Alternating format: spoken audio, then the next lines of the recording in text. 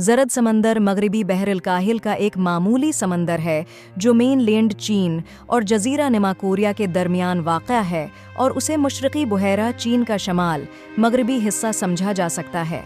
ये इन 4 समंदरों में से एक है जिनका नाम आम रंग की इस्तिलाहात के नाम पर रखा गया है। दूसरे हैं बहरा अस्वद, बहरा अहमर और बहरा सफ़ीद, और उसका नाम बड़े दरियाओं से खारिज होने वाले सल्टीड पानी के सुनहरी पीले रंग की वजाहत करता है।